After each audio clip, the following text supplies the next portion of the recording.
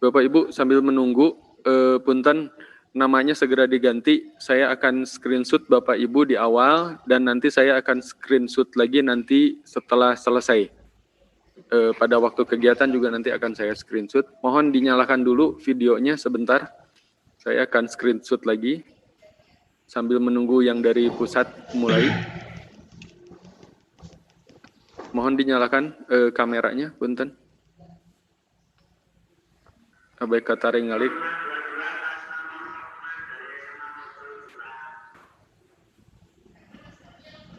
Oke, siap? Siap. Sebentar Bapak Ibu, saya akan screenshot.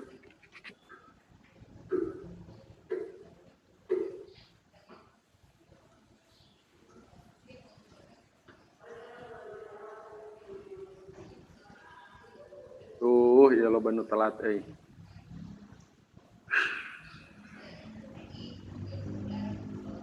Oke, siap. Halaman 1, saya screenshot dulu ya, sebentar ya.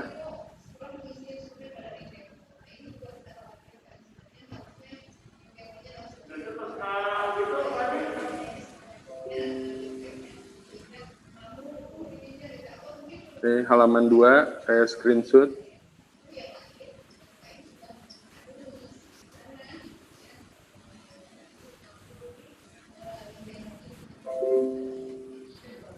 Halaman 3, saya screenshot.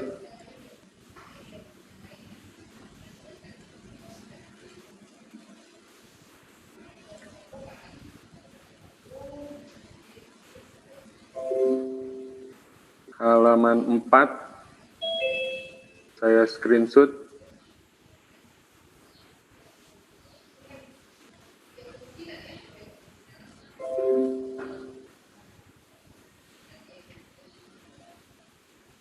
Halaman 5,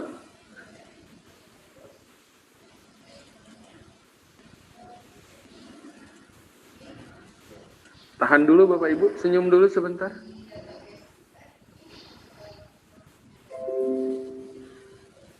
Yang pakai masker nggak kelihatan senyumannya, aduh.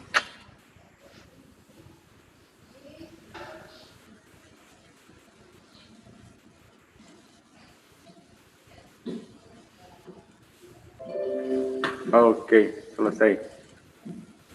Oke, bentar ya Bapak Ibu.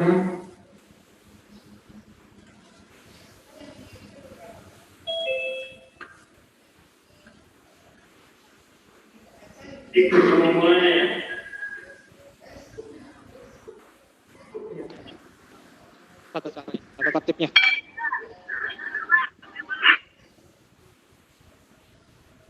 Oke, ya, verbal.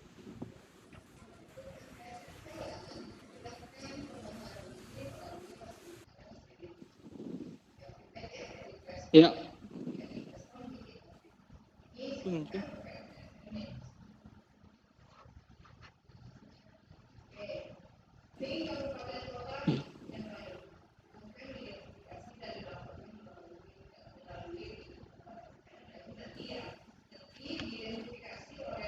Ya, bismillahirrahmanirrahim. Assalamualaikum warahmatullahi wabarakatuh. Ya, selamat pagi teman-teman dari Dinas Pendidikan Provinsi, teman-teman dari Dinas dari Kanwil Kemenak Provinsi, teman-teman tim teknis SMA, SMK, SMP, SD, dan MI, MTS, MA dari Kabupaten Kota, dan teman-teman dari Koordinator Kabupaten Kota. Ya. Oke. Bapak Ibu, kita akan memulai TOT pada hari ini. Berikut adalah tata tertib dan jadwal yang akan kita laksanakan pada hari ini. Yang pertama adalah Bapak Ibu tim teknis Kabupaten Kota dan Provinsi wajib melakukan mute audio ketika pelaksanaan TOT berlangsung. Bapak Ibu tim teknis Kabupaten Kota dan Provinsi juga harus menyalakan video atau menyalakan mikrofon ketika menjawab pertanyaan dari presenter. Di tengah-tengah presenter melakukan pemaparan, nanti teman-teman presenter akan memberikan pertanyaan kepada teman-teman tim teknis dari kabupaten kota atau provinsi atau dari Kanwil Kemenak. Nah, kita akan memulai meeting pada hari ini dengan dari buku konsep dan mengimplementasikan MSAT dalam asesmen berskala besar yang akan disampaikan oleh Pak Handaru Catu Bagus ya. Untuk Pak Handaru Catu Bagus, waktu dan tempat kami persilakan.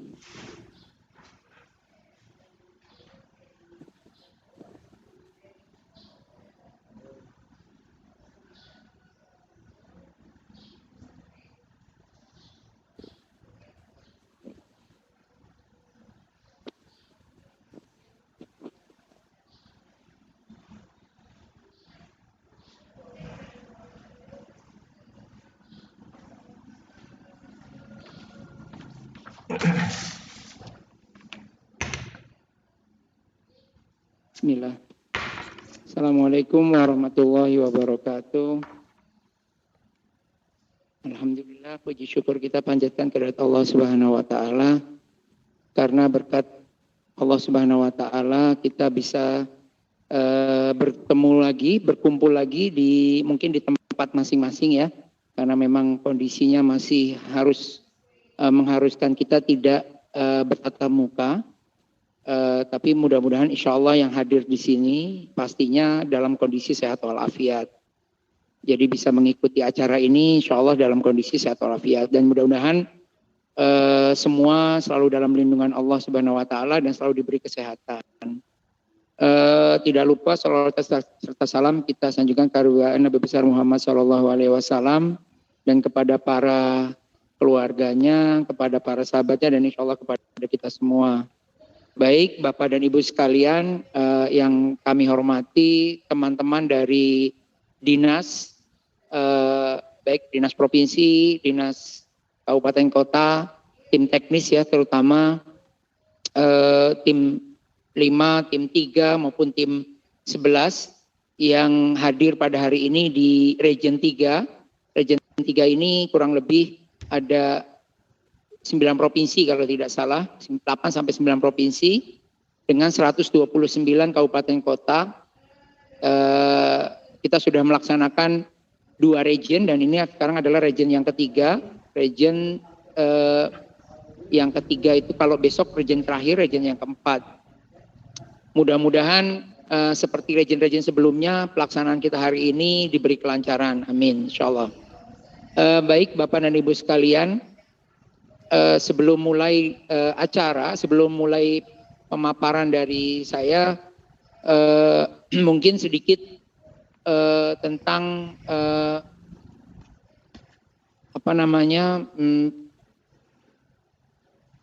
penjelasan asesmen nasional. Saya coba share screen ya.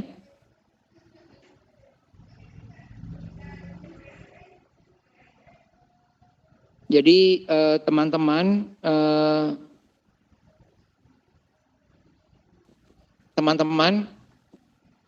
ditunjuk oleh baik dari dinas terkait ya maupun dari Kemenak ya, itu sebagai tim teknis. Tim teknis di sini ada beberapa tujuan pembentukannya dari tim teknis UBK Dadaring 2020, yaitu yang pertama, menjalin kerjasama dalam hal teknis antara pusat dan daerah untuk suksesnya asesmen nasional tahun 2021.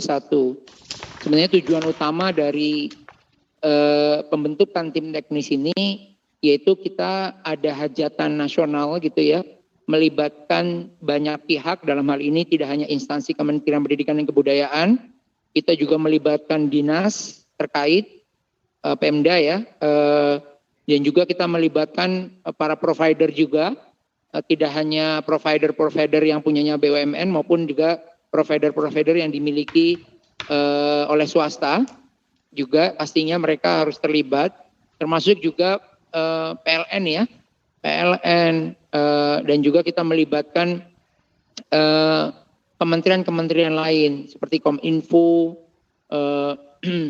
juga Kementerian Agama, tidak lupa itu, dan juga kementerian-kementerian lain yang selalu membantu kita. Jadi antara pusat dan daerah kita harus saling kerjasama untuk suksesnya asesmen nasional tahun 2021. Yang berikutnya yaitu menjadi mitra pusat dalam pengembangan aplikasi delivery test asesmen nasional. Nah, ketika kami pusat asesmen dan pembelajaran itu mengembangkan delivery test untuk asesmen, biasanya kami butuh bantuan untuk dilakukan simulasi. Nah, sebelum aplikasi itu dikatakan bisa rilis, maka kita biasanya sebelumnya itu kita harus melakukan simulasi kepada eksternal. Nah, salah satunya yang kita bisa minta bantuan yaitu kepada tim teknis. Makanya nanti tim teknis itu diperkenalkan di awal aplikasi kita sebelum kita disebarkan kepada sekolah-sekolah yang terkait. Jadi nanti kita selalu minta tolong bantuan dari tim teknis untuk bisa membantu kami gitu ya dalam pengembangan aplikasi delivery test. Dan sudah beberapa kali ya tim teknis ini diminta bantuan. Yang kemarin terakhir adalah SSB ya, simulasi skala besar. Walaupun ada setelahnya itu ada simulasi terbatas untuk provinsi. Nah, nanti ada SSK, simulasi skala kecil, itu insya Allah kita akan laksanakan di bulan Oktober akhir atau November awal. Nanti kita lihat saja jadwalnya itu berubah atau tidak. Nanti tinggal tunggu aja tanggal mainnya. Intinya kita punya jadwal seperti itu. Insya Allah pasti akan terlaksana. Namun waktunya itu bisa berubah gitu ya. Kayak contoh hari ini saja yang seharusnya kita jadwalkan TOT itu dimulai dari hari Selasa, Rabu, Kamis, Jumat, namun meleset menjadi hari Rabu, Kamis, Jumat, dan Sabtu. Gitu ya. Karena apa ya namanya kita kondisi pandemi begini, kita harus mengikuti protokol dari baik dari daerah maupun di kami di Jakarta. Yang tadinya contoh kami itu sudah men-setting untuk pelaksanaannya bisa di hotel Jakarta, namun karena Jakarta itu melaksanakan PSBB ketat kembali sehingga semua hotel di Jakarta ditutup. Jadi makanya kita harus menyesuaikan dengan kondisi kondisi di daerah, terutama di daerah Jakarta. Yang berikutnya adalah yang ketiga, tim teknis itu tujuan dibentuk adalah untuk menjadi bagian pusat untuk dapat mensosialisasi dan mengkoordinasikan secara teknis ke sekolah di daerah sekitar. Ini yang paling penting. Jadi Bapak Ibu, ketika Bapak Ibu mendapatkan informasi ataupun mendapatkan teknologi ataupun mendapatkan pengetahuan dari kami melalui TOT hari ini, itu tugas dan bantuan dari Bapak Ibu adalah Bapak Ibu harus bisa membantu kami gitu ya untuk menyampaikan apa-apa yang sudah kami sampaikan ke sekolah yang memang tidak dipilih. Jadi Bapak ini sebagai tim teknis ini adalah orang-orang terpilih ya. Nah, makanya diberi kepercayaan sebagai orang pilihan, maka bisa mengikuti permintaan dari kami dari pusat. Berikutnya adalah sebagai jembatan komunikasi dalam transfer informasi, knowledge, serta teknologi ke sekolah di daerah sekitarnya. Jadi ini tugas dari Bapak Ibu yaitu komunikasi kepada sekolah-sekolah di sekitarnya. Berikutnya adalah membantu dalam hal teknis sekolah di daerah sekitarnya. Jadi di sini yang paling penting itu adalah membantu hal teknis ya. Karena Asesmen nasional tahun 2021 sangat berbeda dengan UNBK dari tahun 2015 hingga tahun 2019. Jadi makanya karena berbeda ini maka pastinya hal-hal teknis ini berubah. Pola pikirnya berubah, yang tadinya semi online kita ubah menjadi online. Yang kedua adalah khusus untuk jenjang SMP dan khusus jenjang SD. Kalau jenjang SMP kita tahu UNBK tahun 2019 itu kalau kami hitung dari statistik yang kami dapatkan itu baru sekitar 70% sekolah. Nah, baru tahun 2020 yang pelaksanaannya ditiadakan oleh Kementerian Pendidikan Kebudayaan itu kalau kami hitung kalau itu jadi itu kurang lebih sekitar maksimal 90%, 80 sampai 90%.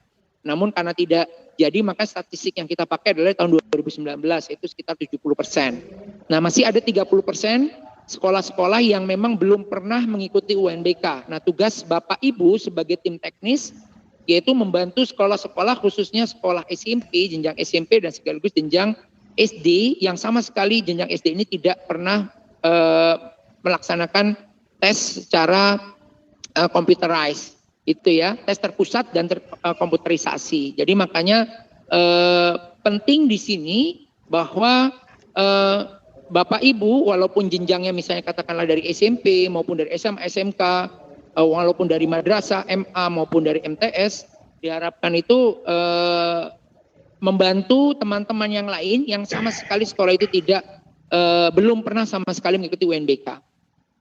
Yang berikutnya adalah penting di sini adalah memberikan bimbingan serta pelatihan teknis untuk sekolah di daerah sekitarnya. Pastinya Bapak Ibu semua yang menjadi tim teknis di sini ya diminta dengan mungkin tanpa pamrih atau mungkin ada imbalan, saya tidak tahu, mungkin dari daerah sekitar, dari daerah masing-masing itu diminta untuk melatih gitu ya, atau membimbing secara teknis sekolah di sekitarnya. Ini penting Bapak Ibu, karena salah satu cara untuk bisa memberikan informasi kepada sekolah-sekolah sekitarnya adalah dengan cara ini, melakukan pelatihan. Kami yakin Bapak Ibu mampu ya, karena sudah TOT hari ini. Makanya kesempatan Bapak Ibu baik, kesempatan hari ini adalah kesempatan yang baik. Bapak Ibu harus fokus.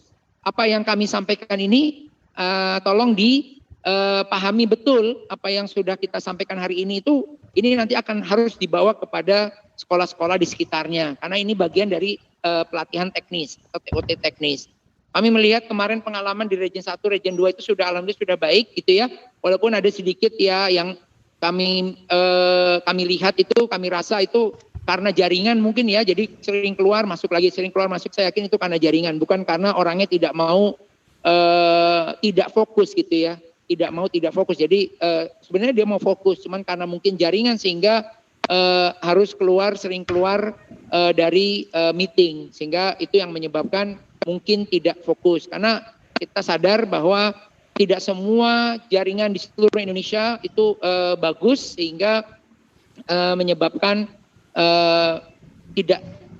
jaringannya tidak baik. Berikutnya yang penting tujuan terakhir adalah dapat saling membantu, berkolaborasi serta bekerja sama antara tim teknis ya, tanpa melihat jenjang di daerah sekitar, tanpa melihat dari kementerian mana, dari dinas mana. Mungkin ada saya dari kantor Kemenak, saya dari dinas pendidikan. Tolong kita sekarang ini tolong untuk asesmen nasional kita hajatan bersama. Jadi tidak lagi melihat dari sisi itunya, tidak melihat lagi dari sisi saya membawa bendera dinas, kamu membawa bendera kantor Kemenak. Gitu. Kita sama-sama saling bahu-membahu, bekerja sama, berkolaborasi, dan juga termasuk jenjang, gitu ya. Mungkin kalau jenjangnya ini terlalu jauh, mungkin antara SD ke SMA, SMK mungkin terlalu jauh. Oke lah, saling membantunya antara SMP ke SD. SMA ke SMP, tapi lebih baik kalau memang bisa saling membantu dari yang SMK, SMA membantu SD ataupun SMP, termasuk madrasah ya, membantu madrasah atau madrasah membantu SMA, SMK atau membantu sekolah SMP, SD, itu jauh lebih baik. Jadi ini penting ya Bapak Ibu sekalian untuk diperhatikan bahwa harus saling membantu, berkolaborasi dan bekerja sama antara tim teknis tanpa melihat jenjang di daerah sekitar. Baik, ini penting. Ini baru kita masuk ke dalam teknis ya. Ke dalam teknis sebelum tadi kan di awal itu Mas Fijar menyampaikan bahwa penjelasan pagi ini tentang MSET ya. MSET, tapi sebelum lari ke MSET, saya coba menjelaskan sedikit apa sih yang kita sudah kembangkan untuk asesmen nasional. Ya, jadi yang di sini moda pelaksanaan dari aplikasi CBT, ya. Kita kembangkan itu ada 3 moda. Kita mengembangkan ini sebenarnya dari jauh-jauh hari, dari tahun 2011. Kita catatnya tahun 2011. Kita sudah mengembangkan 3 moda di sini, yaitu moda online, moda semi online, dan moda offline. Namun memang yang baru dipakai untuk UNBK, ya, untuk UNBK dari tahun 2015 hingga tahun 2019. Yaitu baru 2 moda yang kita pakai, yaitu semi online dan offline. Ya, kita tahu kalau semi online offline itu Bapak Ibu pastinya sudah tidak asing ya, kalau nyebut semi online itu tidak asing. Tapi kan di sini juga ada unsur SD ya, sekolah dasar, sehingga perlu saya jelaskan lagi. Jadi kalau semi online dan offline, ya terminal ujian dilayani oleh server lokal. Jadi peserta atau siswa itu tidak terhubung ke server pusat. Yang terhubung server pusat siapa? Yaitu server lokal. Seperti itu ya. Jadi ini ya terminal ujiannya dilayani oleh server lokal. Jadi setiap sekolah wajib mandatory sifatnya itu wajib menyiapkan server sekolah. Ya, makanya yang ramai kalau semi online itu adalah spesifikasi dari server sekolah. Ini penting spesifikasi dari server sekolah. Jadi ini yang harus disiapkan oleh sekolah. Soal dan hasil ujian dikirim melalui jaringan internet antara server lokal dan server pusat. Yang dikirim, yang terhubung ke server pusat hanya server lokal. Dan apa yang saling berkomunikasi, yang pertama adalah soal dan hasil ujian. Soal itu sinkronisasi ya, makanya di awal H-3 itu biasanya kita sinkronisasi. Dan hasilnya setelah selesai ujian itu adalah dikirim dengan menggunakan upload hasil ya. Nah ini baru menggunakan internet dari server lokal ke server pusat. Dan pada hari H, sekolah-sekolah butuh yang namanya token. Nah ini token ini penting untuk bisa peserta melihat soal.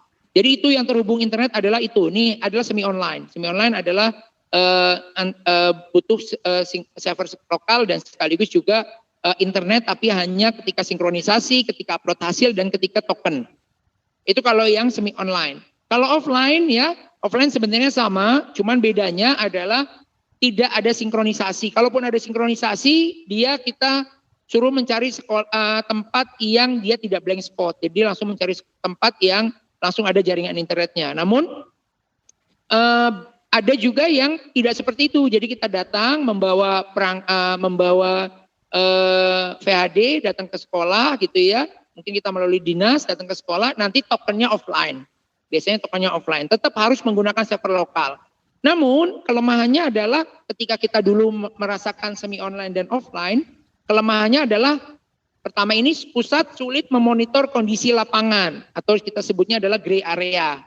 Ya, kenapa sulit memantau? Karena kita tidak tahu apa yang dilakukan di lapangan. Apa yang dilakukan di lapangan kita tidak tahu. Lapangan itu melakukan apa? Lapangan itu ada ujian atau tidak? Siapa yang ujian kita tidak tahu gitu ya. Walaupun memang pelaksanaannya itu di pagi sampai siang hari, tapi kita mana tahu gitu ya di pusat kondisi di lapangan seperti apa. Paling nanti ketika selesai ada laporan baru kita ngecek di lognya. Apa sih aktivitas yang ada di sekolah? Itu baru kita lihat. Tapi kalau seandainya kita tidak tidak ada laporan, maka kita tidak akan mengecek log-lognya, log yang ada di server sekolah tersebut. Itu ya. Jadi makanya kita selalu menyebutnya adalah gray area. Yang berikutnya adalah harus membuat aplikasi dengan keamanan tinggi. Ini yang kita rasakan. Bapak Ibu juga rasakan ya, ketika Bapak Ibu memperoleh VHD. Setiap tahun hampir VHD itu kita perbarui. Bahkan kita ganti dan Bapak Ibu harus download. Itu yang dirasakan oleh Bapak Ibu ya. Atau download, atau Bapak Ibu harus mengambil ke Jakarta. Nanti dari pihak dinas itu menyebarkan ke daerah-daerah sekitar gitu ya. Sesuai dengan daerahnya. Nah, memang VHD ini kelemahannya luar biasa Bapak Ibu. Kami rasakan sebagai pengembang ketika VHD ini kita launching, misalnya pagi hari kita launching, itu terus terang di sore harinya itu ada laporan ke kami bahwa ada yang mencoba atau ada yang bahkan bukan mencoba lagi, bahkan ada yang sudah bisa masuk ke dalam VHD-nya. Sehingga siap untuk mendapatkan soal-soalnya. Makanya jangan kaget kalau seandainya kalau semi online itu ada patching. Setiap saat selalu kita bukakan patching. Itu untuk apa? Untuk mengamankan di sisi kami soal-soal agar supaya ketika itu orang itu bisa mengutak-ngatik VHD kita, maka kita cepat langsung mengantisipasi dengan patching tersebut. Jadi makanya kalau semi online kan sering kita lihatnya ada patching seperti itu. Karena itu biasanya ada laporan. Kalau tidak ada laporan ya kita tidak tahu. Tapi alhamdulillah atas bantuan dari teman-teman prokter juga, di sini prokter juga ada yang sangat membantu kita, prokter daerah itu ada yang membantu kita yang selalu melaporkan kalau ada potensi kecurangan. Artinya dalam hal ini PHD ada yang mencoba untuk membuka, gitu ya. Tapi alhamdulillah yang kita rasakan setelah tahun 2018 kita menemukan konsep BitLocker awal pertama kali BitLocker, tapi memang itu dipatahkan juga di tahun 2018. BitLocker itu sudah kita buat, namun 2018 itu kan BitLockernya masih kita berikan password. Ternyata luar biasa ada kelemahannya. Kita memberikan password, ternyata orang bisa bermain lagi. Ada yang orang bisa mencoba masuk lagi dengan cara-cara yang kita juga tidak kira. Oh, ternyata caranya seperti itu. Bisa masuknya dengan cara seperti itu. Akhirnya mulai tahun 2019 Exambro admin itu sudah dilengkapi bisa memasukkan password BitLocker secara otomatis mulai tahun 2019. Alhamdulillah 2019 itu tidak sampai tahun 2020, awal 2020 tidak ada laporan sama sekali bahwa PHD bisa dimasukkan oleh kreativitas dari teman-teman proktor. Itu ya. Jadi itu perjuangannya itu dari tahun 2015 sampai tahun 2019 baru kita menemukan firmnya bahwa PHD itu tidak, kami akui tidak bisa masuk, tidak bisa ditembus oleh kreativitas dari teman-teman gitu ya. Karena apa? Ya tadi itu alhamdulillah kita pakai BitLocker dan BitLockernya sudah bisa automatically passwordnya itu masuk gitu ya, generate sendiri. Nah, berikutnya adalah kelemahannya memperhatikan spesifikasi server dan komputer. Yang paling penting adalah spesifikasi server. Banyak di daerah-daerah itu servernya itu di bawah standar. Banyak sekali di bawah standar. Jadi ini yang menjadi masalah. Selain itu juga menggunakan tidak di bawah standar, salah satunya adalah menggunakan WiFi. Jadi hal-hal ini yang menyebabkan kami harus berpikir keras bagaimana menciptakan lingkungan sistem itu lebih bisa powerful secara security, secara keamanan, tapi nyaman juga dirasakan di sekolah-sekolah. Nah ini kita memang luar biasa, kita berjuangnya dari tahun 2015 hingga tahun 2018. Itu ya kita rasakan seperti itu. Baru 3 tahun baru kita merasakan menemukan firmnya bahwa oh aplikasinya seperti itu. Tapi ternyata di tahun 2020 baru kita mau merasakan kembali bagus gitu ya. Ya karena kondisi COVID sehingga aplikasinya tidak bisa dipakai lagi semi online dan ya karena COVID jadi tidak ada pelaksanaan ujian nasional. Nah pindah ke yang lain yaitu kita tahun 2021 yang rencananya ujian nasional sudah ditiadakan gitu ya, UNBK itu sudah tidak ada, termasuk juga UNKP juga tidak ada, akan diganti dengan yang namanya asesmen nasional ya, akan diganti dengan namanya asesmen nasional dan rencananya meninggalkan yang UNBK semi online dan UNBK yang offline. Apa penggantinya? Yaitu yang aplikasi UNBK yang online. Aplikasi UNBK yang online. Jadi fully online. Nah karena modanya berubah yang tadinya semi online, peserta itu tesnya itu offline. Nah sekarang peserta tesnya adalah online. Saya lagi catat peserta yang ada di sekolah tesnya adalah online. Nah apa itu? Yaitu yang pertama adalah tadinya terminal ujian itu harus ke server lokal, sekarang sekolah tidak lagi menyediakan server lokal, jadi server lokal ditiadakan. Namun ya yang menjadi perlu Bapak Ibu ketahui bahwa yang menjadi tambahan untuk Bapak Ibu, PR Bapak Ibu atau challenge tantangan Bapak Ibu adalah Bapak Ibu menyiapkan bandwidth yang paling tidak standarnya agak tinggi ya, standarnya agak tinggi, nanti saya coba ceritakan. Jadi soal dan hasil ujian dikirim langsung dari klien ke server pusat. Apa sih kelebihan dan kekurangannya dengan online ini? Pastinya pusat lebih mudah memonitor kondisi lapangan. Ini udah pasti ya. Kenapa? Karena semua aktivitas peserta itu langsung bisa kita amati dari pusat. Langsung bisa kita amati dari pusat. Karena semua alat-alatnya kita pasang. Ketika ada permasalahan-permasalahan, ada ini kita langsung bisa ketahui. Beda dengan tadi gray area kalau dia semi online dan offline. Ya, jadi pusat udah langsung bisa mengetahui. Yang harus menyiapkan sistem teknologi pusat yang mampu diakses oleh banyak peserta. Kalau tadi aplikasi dengan keamanan tinggi karena PHD ya, tapi kalau ini yang harus kita siapkan adalah kondisi sistem yang harus bisa diakses oleh banyak peserta. Dalam hal ini peserta kan langsung aksesnya adalah ke pusat. Kita tahu kalau semi online itu adalah ID server yang akses ke pusat. Yaitu kurang lebih kalau paling banyak itu kalau ID server itu paling banyak sekitar kalau di SMP paling banyak itu sekitar 70.000 ID server, artinya 70.000 server di seluruh Indonesia. Nah kalau udah bicara online, fully online, itu kita nyebutnya adalah berapa siswa yang akses secara concurrent, gitu ya. Bisa sampai jutaan Bapak Ibu sekalian. Makanya ini yang kita lagi siapkan. Jadi menyiapkan sistem teknologi pusat yang scaling ya, yang harus bisa scaling, baik scale up maupun scale out. Jadi dengan banyaknya peserta. Berikutnya adalah memperhatikan spesifikasi komputer dan jaringan. Nah kalau tadi itu adalah semi online atau UNBK itu selalu yang ditanyakan adalah spesifikasi server, gimana kalau spesifikasi server kayak saya begini, dipakai untuk 40 orang, dipakai untuk 50 orang, dipakai untuk sekian orang, 100 orang, maka harus menambah RAM, menambah prosesor dan lain sebagainya. Kalau untuk online ya, spesifikasi yang menjadi fokusnya adalah spesifikasi di jaringan, bandwidth, di jaringan, di bandwidth. Jadi yang harus perhatikan adalah di bandwidth. Di sekolah-sekolah adalah bandwidthnya. Bandwidthnya seperti apa? Itu nanti kita coba ceritakan. Jadi itu ya. Terus kita bergeser ke sebelahnya. Bisnis proses dari ujian berbasis komputer. Jadi kalau Bapak Ibu di sekolah masing-masing, ini hanya pengetahuan ya, mengembangkan tes online ya, Bapak Ibu tidak hanya mengembangkan ini delivery test, tapi Bapak Ibu harus juga mengembangkan sebelumnya dan sesudahnya. Jadi aplikasi sebelumnya dan aplikasi setelahnya. Apa itu aplikasi sebelumnya dan aplikasi sesudahnya? Aplikasi sebelumnya yaitu yang disebut dengan authoring. Dan aplikasi sesudahnya yang disebut adalah scoring. Nah kalau yang dibuat biasanya sekolah-sekolah tes online itu adalah delivery test, tapi terkadang tidak memikirkan authoringnya, terkadang tidak memikirkan scoringnya. Nah ini yang perlu Bapak Ibu dalami, bahwa ada authoring, ada scoring. Apa itu authoring? Authoring itu biasanya itu kita menginput soal dan peserta ke database ini. Intinya itu.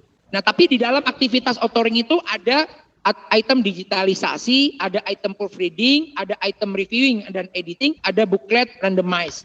Jadi ada biasanya kan Bapak Ibu kalau guru itu menulis itu kan kadang suka menulisnya itu masih pakai komputer atau kertas. Nah itu gimana caranya supaya bisa nanti terbaca di delivery test, itu namanya item digitalisasi. Kita nyebutnya seperti itu. Atau digitalisasi butir soal. Setelah digitalisasi kan butuh adanya keterbacaan.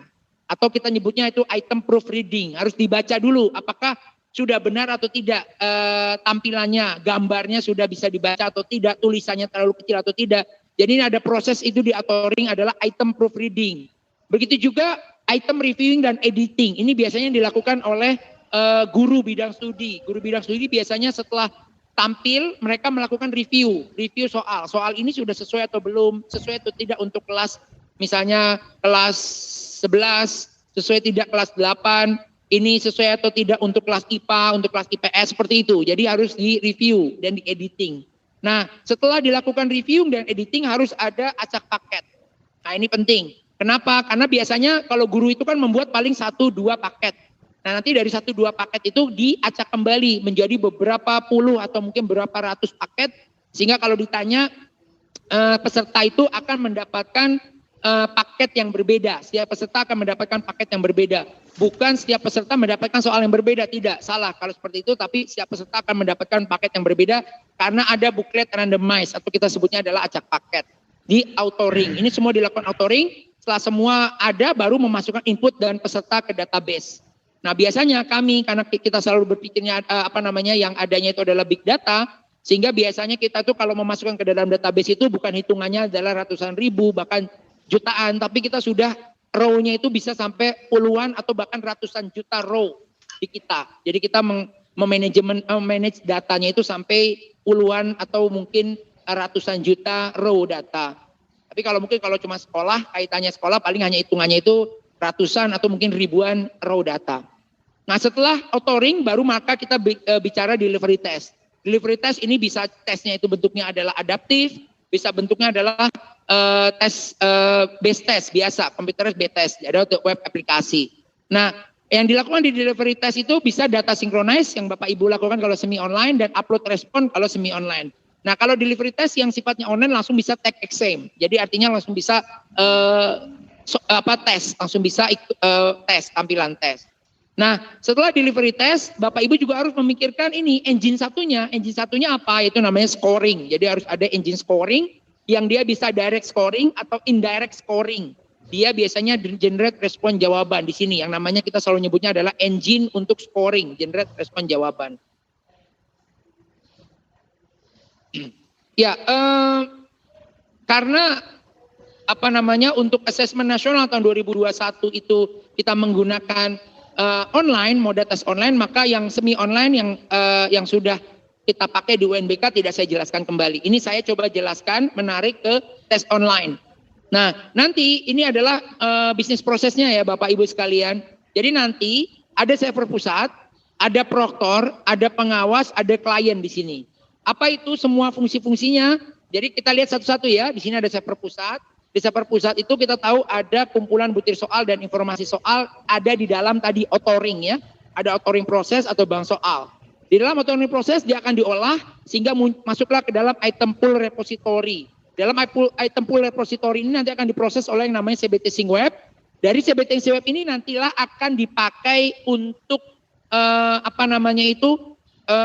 web atau aplikasinya proktor, aplikasinya pengawas dan ada aplikasinya klien.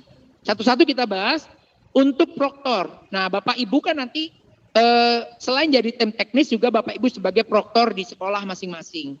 Nah, di dalam aplikasi proktor itu nanti Bapak Ibu akan kita sediakan yang namanya CBT Sync Web.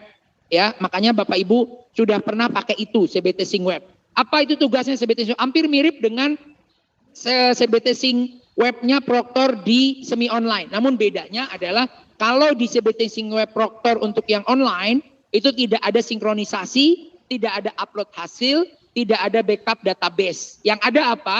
Yang ada adalah satu riset login peserta, penentuan kelompok, penentuan event atau daftar tes, dan pastinya ada release token. Termasuk juga individual report print out individual report. Jadi mencetak individual report atau hasil individu. Hasil individunya harus dicetak. Itu ada di proktor, sisi proktor. Nah, sekarang kita bicara ke klien. Di sini klien, kalau klien tidak lagi terhubung ke CBT Sync Web proktor. Jadi tidak ada sama sekali hubungannya ke sini. Jadi mau jaringannya atau mau pakai providernya berbeda gitu ya. Itu tidak mengapa, beda dengan yang semi online. Kalau semi online wajib terhubung antara proktor, aplikasi proktor dan klien. Kalau untuk online ini tidak ada hubungannya. Jadi klien berdiri sendiri, proktor berdiri sendiri, ya. Klien yang penting sejauh dia ada internet, dia punya Exambro klien, dia bisa terhubung ke server pusat. Sekali lagi, sejauh dia punya Exambro klien, sejauh dia itu terhubung internet, dia bisa ke server pusat. Jadi tidak ada hubungannya ke proktor. Proktor kalau proktornya error tidak masalah. Proktornya katakanlah bermasalah tidak masalah. Sejauh masih ada Exambro-nya jalan dengan internet dia bisa tes. Kalau dulu kan tidak. Ketika mati listrik atau VAD server lokal atau server sekolahnya itu down, otomatis si siswa tidak bisa tes. Atau mungkin ketika jaringan internetnya di situ itu terputus, semuanya tidak bisa ikut tes seperti itu. Jadi hal-hal ini tidak bisa dapat token dan sebagainya. Jadi klien ini bisa langsung ke server pusat. Nah, sekarang kita lihat yang pengawas. Pengawas ini kita siapkan nanti ada aplikasi dashboard ya. Ini yang masih kita siapkan, masih kita kembangkan, belum kita rilis memang ke tim teknis karena ini masih dalam proses pengembangan. Mudah-mudahan awal Oktober sudah bisa kita rilis ya. Apa yang ada di dalam dashboard atau aplikasi pengawas itu yang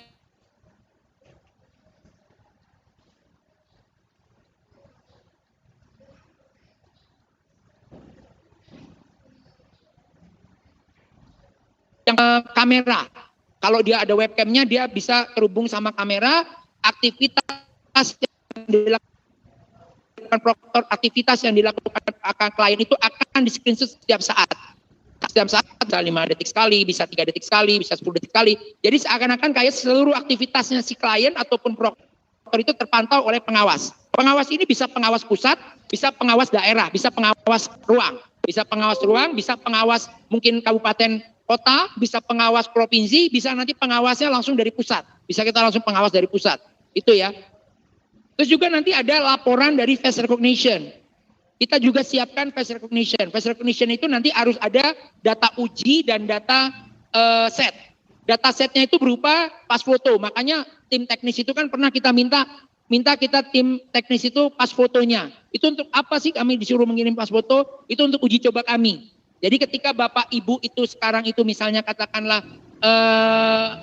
tes, kemarin itu kan SSB itu tes, kamera diaktifkan, ada kamera yang diaktifkan, maka nanti itulah fungsinya kita mencoba mensimulasikan face recognition kita seberapa akuratnya membaca data bentuk pas foto yang Bapak Ibu kasihkan itu terhadap hasil screenshotnya si sistem, si kamera Bapak Ibu.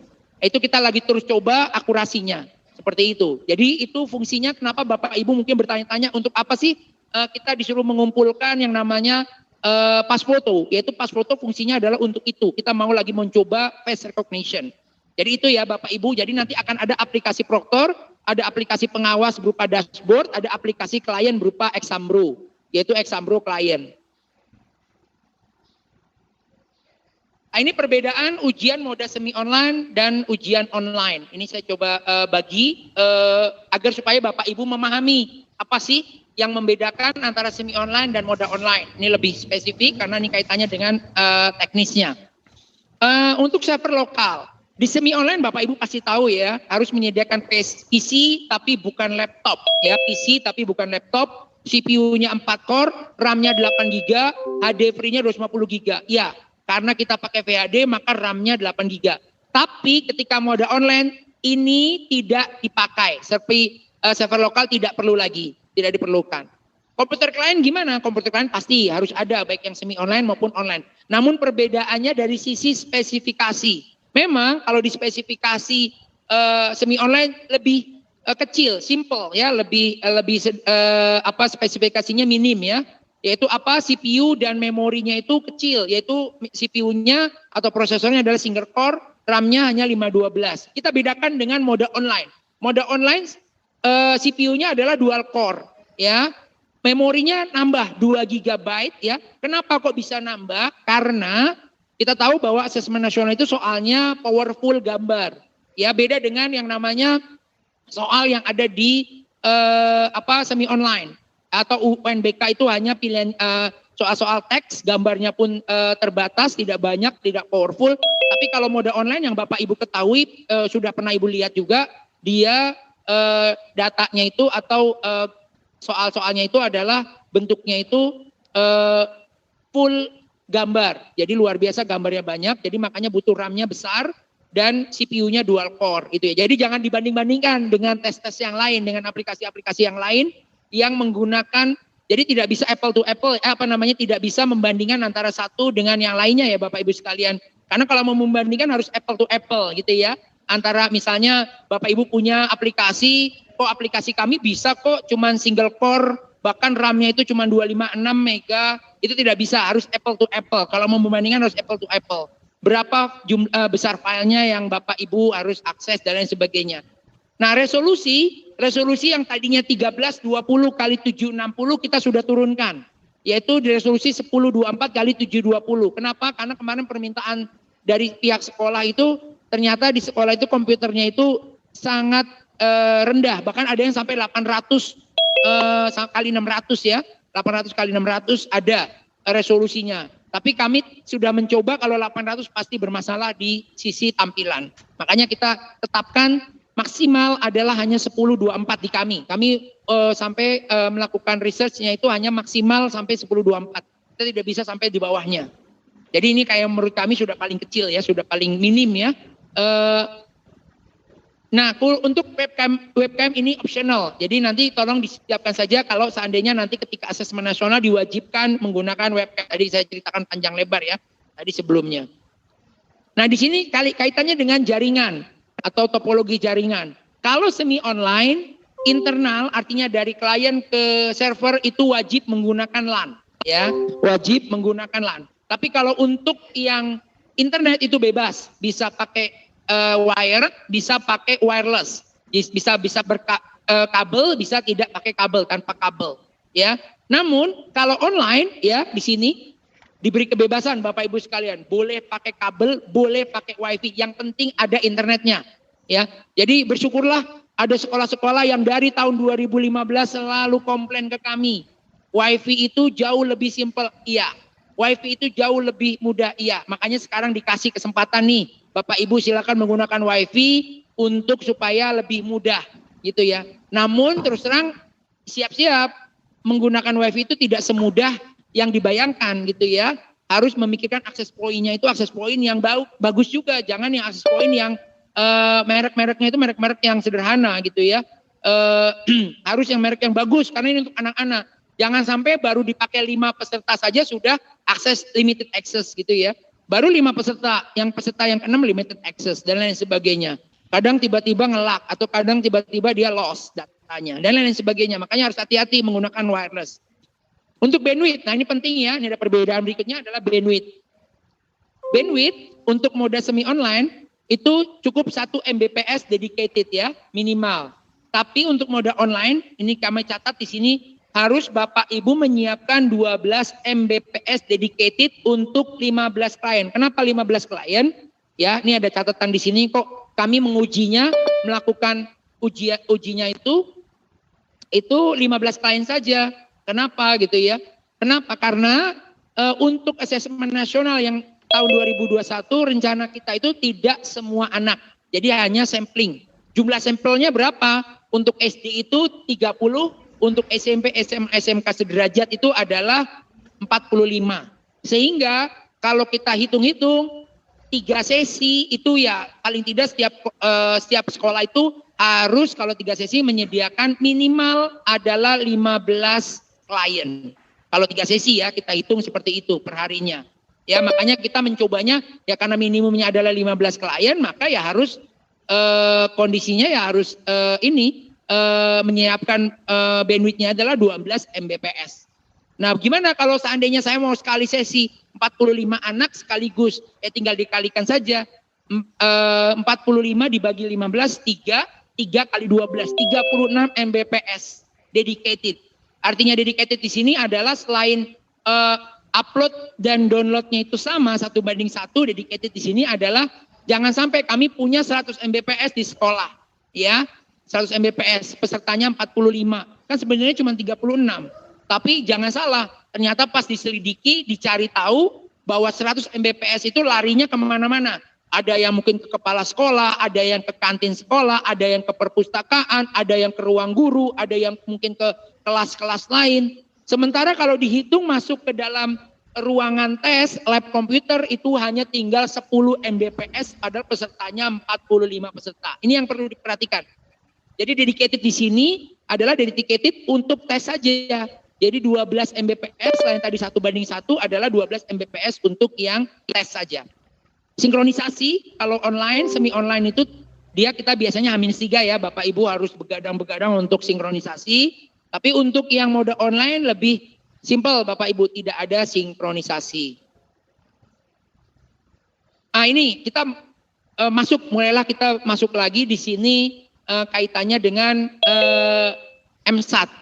Jadi metode atau pendekatan yang dipakai untuk asesmen nasional tahun 2021 bukan lagi seperti UNBK menggunakan konvensional test atau menggunakan computer based test. Tapi kita menggunakan adalah computer adaptive test. Walaupun yang dipakai adalah pendekatannya bukan computer adaptive test sebenarnya artinya murni, tapi kita menggunakan multi-stage adaptive testing. Jadi dia adalah bagian dari computer adaptive testing. MACT itu adalah bagian dari computer adaptive testing. Apa itu multi-stage adaptive? Multi-stage adaptive itu adalah design assessment yang soal-soalnya atau tingkat kesukaran dari paket tesnya itu disesuaikan dengan kemampuan pesertanya. Ya, sekali lagi saya sampaikan, desain tes paket soal yang diberikan kepada peserta itu disesuaikan dengan kemampuan pesertanya. Apa sih maksudnya? Seperti itu ya. Apa sih maksudnya? Jadi nanti Bapak Ibu sebagai siswa-siswa sebagai peserta itu tidak langsung mendapatkan soal penuh. Artinya soal penuh adalah biasanya kan kalau siswa itu menggunakan computer based test itu kan satu orang langsung bisa melihat nomor 1 sampai nomor terakhir. Katakanlah kalau eksak itu 40 soal, kalau non eksak itu 50 soal. Langsung bisa melihat 50 soal. Bahkan selesai langsung bisa selesai. Nah, beda dengan multi-stage. Namanya multi-stage itu terdiri dari stage-stage. Untuk asesmen nasional kita buat itu hanya 3 stage. Saya catat di sini hanya 3 stage. Apa itu maksudnya 3 stage? Jadi nanti ada stage 1, ada stage 2, ada stage 3. Stage 1 terdiri dari beberapa soal, stage 2 terdiri dari beberapa soal, stage 3 terdiri dari stage 3 terdiri dari beberapa soal. Berapa jumlah soalnya? Kita sampai sekarang masih dalam proses research ya. Kita research, penelitian, berapa sih yang pas untuk pesertanya. Katakanlah misalnya stage 1 10 soal. Stage 2 10 soal, stage 3 10 soal. Jadi jumlah totalnya ada 30 soal. Beda kan tadi kalau yang konvensional test atau computer based test kan 50 soal untuk yang non eksak, 40 soal yang eksak. Seperti itu. Nah, kalau sekarang cukup 30 soal saja. Ini katakanlah 10 10 10. Nah, bedanya antara stage 1 dengan stage 2, stage 3 itu tidak bisa lompat. Artinya ketika dia sudah lompat ke stage 2, dia tidak bisa lagi kembali ke stage awal. Nanti kita coba ceritakan. Kita coba lihat dulu di sini kelebihan dan kekurangan antara CBT atau kalau kami nyebutnya adalah konvensional test, tes lainnya dengan MSAT atau MST ya, multi-stage adaptive testing. Kelebihannya mudah dalam perakitan tes. Ya, kalau perakitan tes pastinya lebih mudah ya. Karena kita sudah tahu ini kita tinggal buat tes segala macam, tidak perlu lagi memisahkan mana soal yang lebih mudah, mana soal yang susah, mana. Jadi pokoknya kita bisa rakitnya itu mungkin hanya bisa 50% soal sedang, 10% soal mudah, misalnya katakanlah sisanya 40% soalnya itu sulit, misalnya seperti itu. Itu lebih mudah kita mengaturnya, tidak lagi berpikir panjang. Mudah dalam pengadministrasian tes. Ya, pengadministrasian tesnya lebih mudah. Kenapa? Karena orang itu sudah kita bagi-bagikan. Mapping untuk peserta sudah kita bagikan. Si A dapat paket ini, si B dapat paket ini, si C dapat paket ini. Dia nggak lihat lagi untuk stage berikutnya. Jadi langsung selesai. Seperti itu. Jadi pengadministrasian tesnya lebih mudah. Mudah dalam pengembangan tesnya. Ya, pengembangan tes itu mudah. Sangat mudah untuk yang konvensional. Kenapa? Karena kami tidak peduli lagi dengan berapa harus kami sediakan soal mudah, berapa kami harus sediakan soal sulit, berapa kami harus sediakan soal sedang. Ya, jadi pokoknya yang penting kita membuat soal, nanti soal itu masuk ke dalam bank soal, sudah. Mau soal itu banyakkan soal sulitnya, banyakkan soalnya mudahnya, banyakkan soal sedangnya. Jadi makanya pengembangan tesnya lebih mudah. Berbeda nanti dengan MSAT. Namun kekurangannya, tesnya panjang. Ya tadi tes panjang itu artinya jumlah soalnya semakin banyak untuk yang konvensional tes. Tidak efisien untuk penilaian. Ya karena setiap peserta dapat paket yang mungkin tingkat kesukarannya itu tadi sama. Semuanya dapat, mau anak yang itu pintar, mau anak yang bodoh dapat sama. 50% soal sedang, 10% soal sulit, 40% soalnya mudah. Sama, mau anak pintar, mau anak bodoh dapatnya adalah komposisi atau komposisi soalnya sama. 50% sedang, 10% sulit, 40% mudah. Jadwal tes yang tidak fleksibel, rentan terjadi kebocoran. Ya, kenapa rentan terjadi kebocoran? Ya karena tadi itu setiap peserta sudah tahu nomor 1 sampai nomor 40, potret, foto-foto dikirim dapat jawaban. Beda kalau seandainya nanti yang adaptif. Kita lari ke adaptif, MSAT. Kelebihannya panjang tes relatif sedang, lebih pendek dari tes konvensional, ya relatif sedang. Ada yang lebih pendek lagi yang namanya CAT, Computer Adaptive Testing. Tapi dia satu soal. Kalau ini kan satu stage. Kalau CAT dia satu soal. Atau awalnya banyak soal, tapi nanti soal berikutnya itu sedikit satu soal.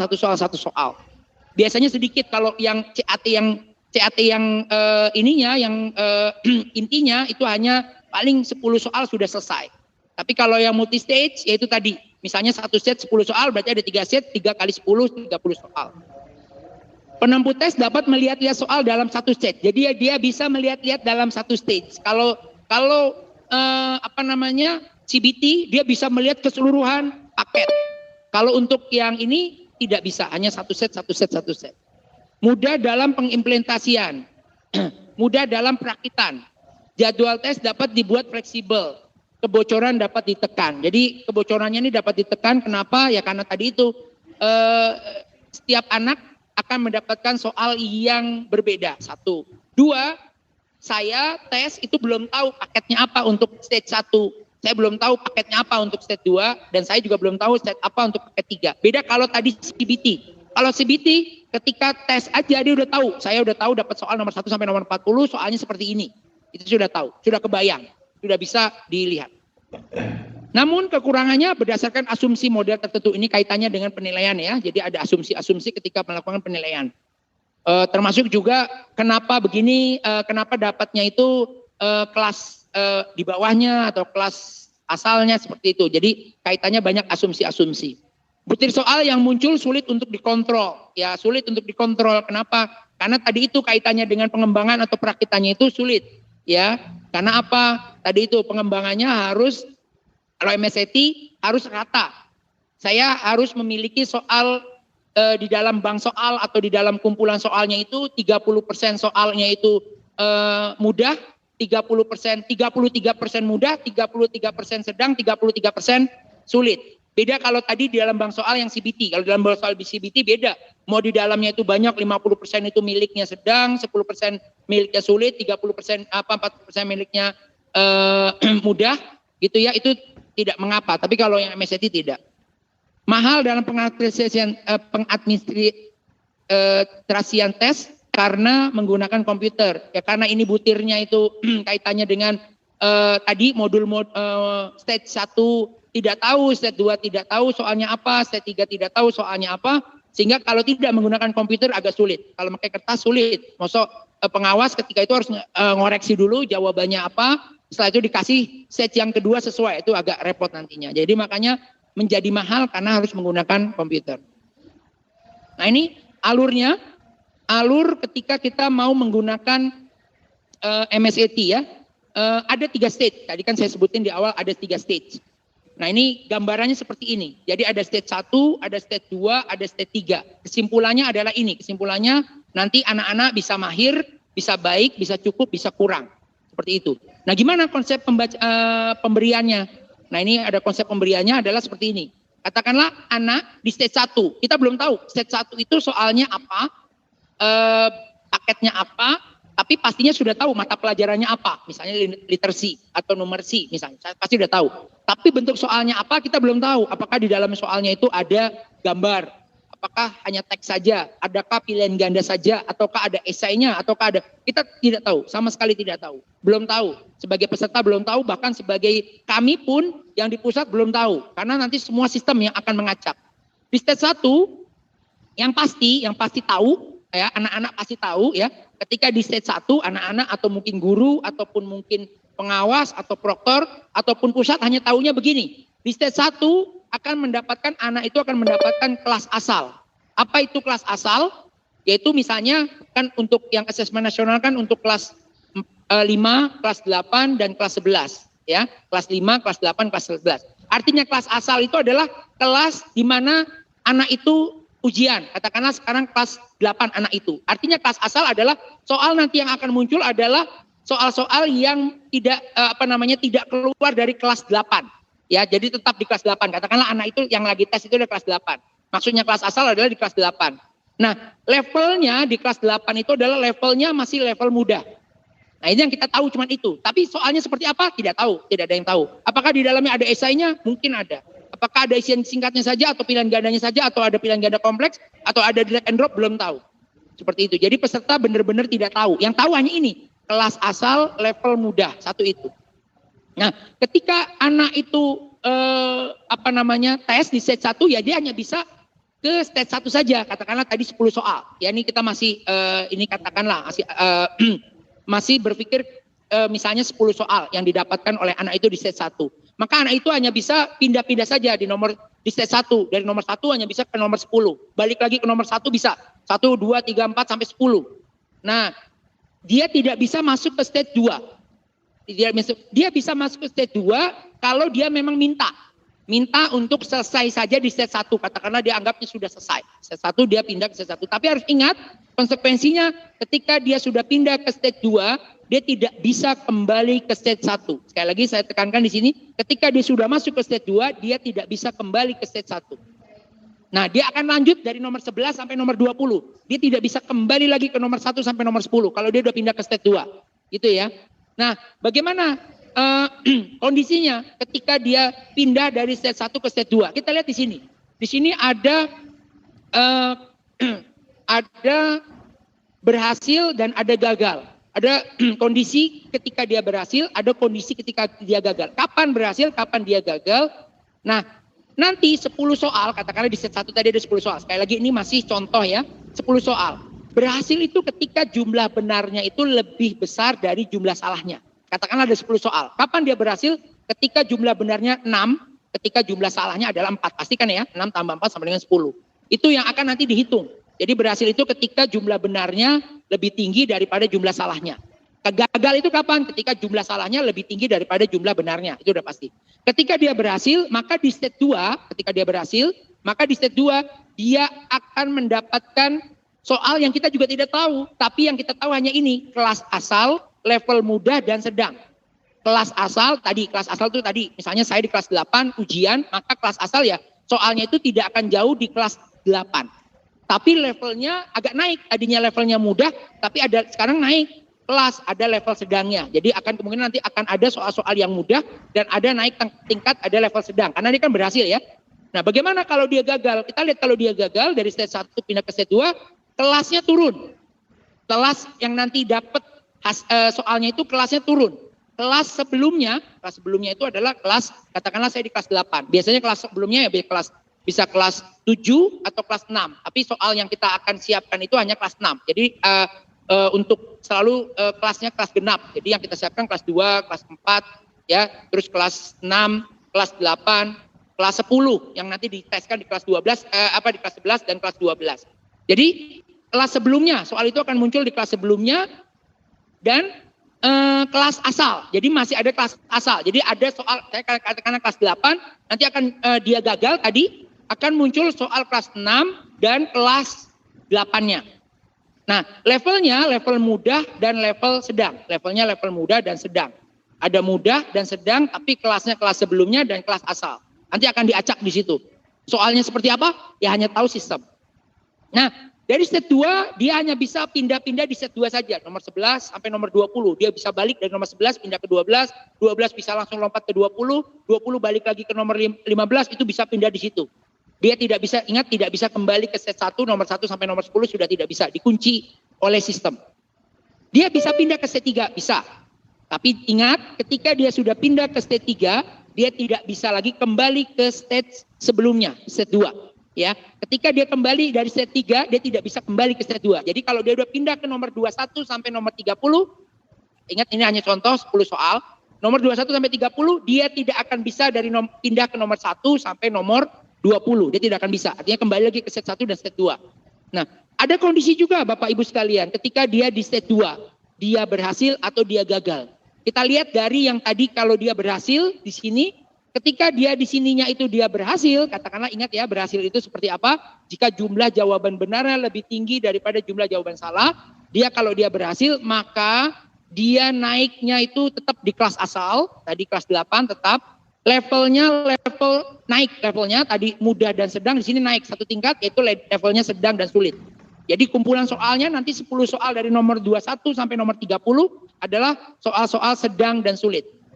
Yaitu di stage 3 kalau dia berhasil. Nah, gimana kalau di sini stage 2-nya itu dia gagal? Turun kelas.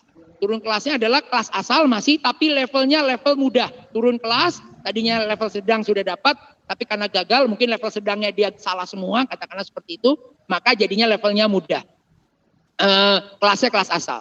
Nah, gimana kalau kondisi tadi gagal tapi dia berhasil gitu ya. Di set 2 dia gagal, di set 1 dia gagal terus di set 2 dia berhasil, kita lihat di sini. Maka kelas asal levelnya level mudah.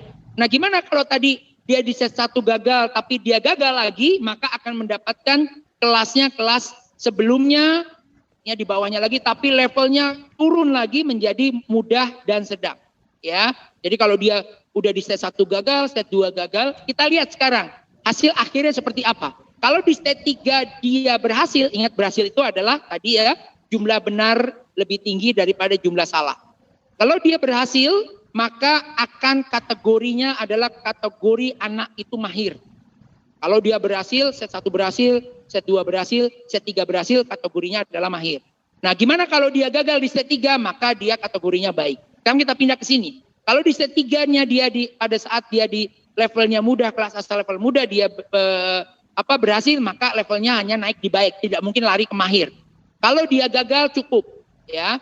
Bagaimana kalau levelnya itu dia tadi gagal lagi, maka kalau dia berhasil paling mentok-mentok dicukup. Tidak mungkin dia naik ke level baik dan tidak mungkin dia naik ke level mahir. Dan kalau dia gagal lagi, maka kurang. Nah, ini yang nanti akan menjadi catatan-catatan. Nah, ini alur dari aplikasinya, ya, nanti Bapak Ibu bisa menceritakan dan bisa nanti ketika SSK ataupun SSB, simulasi skala kecil atau simulasi skala besar akan melihat langsung seperti ini. Jadi ketika masukkan username password, cek identitas peserta, masukkan token, ya. Terus nanti baru subtes 1 main dengan stage 1 terdiri dari beberapa soal. Ingat ya tadi beberapa soal. Soalnya berapa? Jumlahnya tadi saya mencontohkan 10 soal. Setelah itu stage 1 selesai, memang permintaan pengen selesai, walaupun waktunya tetap sama ya Bapak Ibu lanjut. Misalnya 60 menit, ya udah 60 menit itu harus menyelesaikan stage 1 sampai stage 3. Pindah stage 2, nomor dan waktu mengerjakan lanjut. Mulai subtes stage 2 selesai, pindah stage 3, nomor dan waktu mengerjakan lanjut. Subtes stage 3, step 1, stage 3 selesai, tunggu 1 menit baru pindah ke subtes 2, yaitu yang bisa nanti survei karakter atau lingkungan belajar. Sekali lagi, subtes 2-nya itu bisa survei karakter, bisa lingkungan belajar. Subtes 1 apa? Bisa literacy atau numeracy. Jadi seperti itu ya alurnya ya Bapak Ibu sekalian ya. Nanti kalau disampaikan kepada teman-teman proktor atau mungkin nanti siswa-siswa itu harus diperhatikan di sini. Ya, saya kira itu beberapa hal yang ingin saya paparkan. Ingat, ini adalah bahan Bapak Ibu yang nanti Bapak Ibu bisa sampaikan kepada mungkin daerah sekolah-sekolah di daerah Bapak Ibu sekalian. Tolong disampaikannya itu, makanya butuh fokus ya hari ini. Tolong saling bahu-membahu. Ketika fokus, nanti Bapak Ibu mungkin diundang oleh banyak pihak di daerah masing-masing. Tolong sampaikannya sesuai dengan yang saya utarakan. Kalau nanti ada ingin ditanyakan, nanti ada waktu untuk tanya jawab. Tapi yang paling dekat adalah kita akan ada simulasi di bulan November tahun ini ya. Itu mudah-mudahan kalau pandemiknya sudah berakhir di bulan November, kita bisa tesnya itu di sekolah masing-masing untuk mengukur kemampuan, menguji kemampuan di infrastruktur di sekolah. Namun kalau seandainya nanti tetap pandemi, kita tetap akan mengenalkan aplikasinya ke siswa. Dengan cara apa? Nanti siswa bisa mencoba dari rumah masing-masing. Seperti itu. Jadi siswa bisa mencobanya langsung dari rumah masing-masing. Hanya nanti minta bantuan kerjasama dari teman-teman tim teknis untuk menyiapkan siswa minimal adalah 10-20 siswa untuk bisa kita jadikan peserta atau siswa sebagai pesertanya. Kalau nanti pandeminya tidak memungkinkan ke sekolah, tapi kami sekali lagi menekankan karena kondisinya masih pandemi, maka dari pusat tidak ada kewajiban, sekali lagi saya tekankan di sini, tidak ada kewajiban siswa harus ke sekolah. Jadi nanti siswa boleh mengerjakannya dari rumah masing-masing. Kalau nanti memang ke sekolah siswa itu bukan dari kami, bukan dari pusat, tapi dari daerah masing-masing. Kenapa? Karena kami tidak mewajibkan ke sekolah. Kami tidak mau nanti ada klaster-klaster baru di sekolah. Seperti itu. Sekira itu kurang lebihnya saya mohon maaf, saya serahkan ke MC. Terima kasih atas perhatiannya. Saya tutup. Assalamualaikum warahmatullahi wabarakatuh.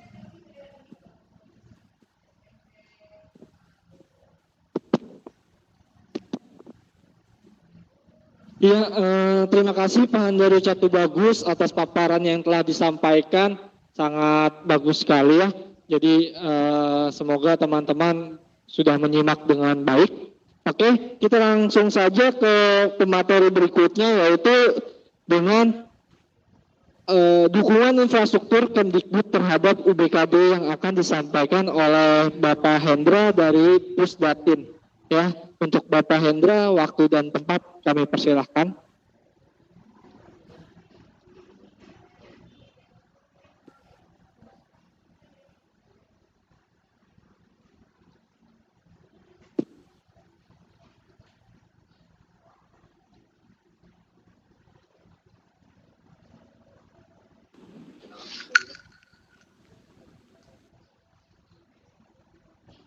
terima kasih atas waktu.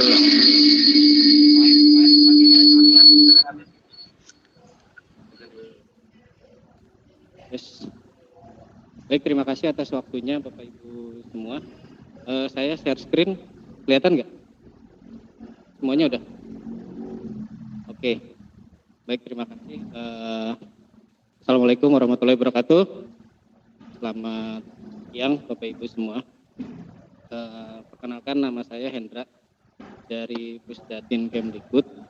Mungkin perwakilan dari teman-teman Pusdatin Kemdikbud di sesi ini. Jadi sedikit transfer knowledge aja sih, informasi aja tentang dukungan kami di Pusdatin Kemdikbud untuk Pusmenjar. Jadi secara umum sih kita mendukung full support untuk dari sisi infrastrukturnya, baik dari bandwidth maupun server dan lain sebagainya. Kalau misalnya untuk bandwidth, kita secara real time memonitor bandwidth yang kita sediakan untuk server yang digunakan untuk baik BKD. Kedengaran segini? Oke. Jadi secara monitoring network, kita monitoring secara real time, baik di semua data center yang kita miliki di Pusdatin Kemdikbud, baik yang di Senayan, Ciputat maupun di tempat lain, beberapa tempat lainnya. Jadi jika nanti ada misalnya bandwidth yang kurang untuk akses dari klien, dari peserta ke server pusat, nanti akan ada notifikasinya. Kalau misalnya yang di slide yang saya share ini, itu utilisasinya masih sangat kecil. Jadi kurang lebih bandwidth yang kita sediakan untuk domestik ini kurang lebih sekitar 10 giga kalau nggak salah. Nanti kita cek lagi. Jadi ini utilisasinya masih abu-abu, itu 0% sampai ungu gitu, 10%. Jadi dari setiap set juga nanti kita akan monitoring trafficnya.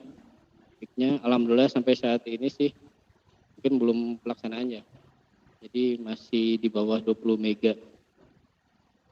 Begitu juga. Masih kecil ya suaranya ya?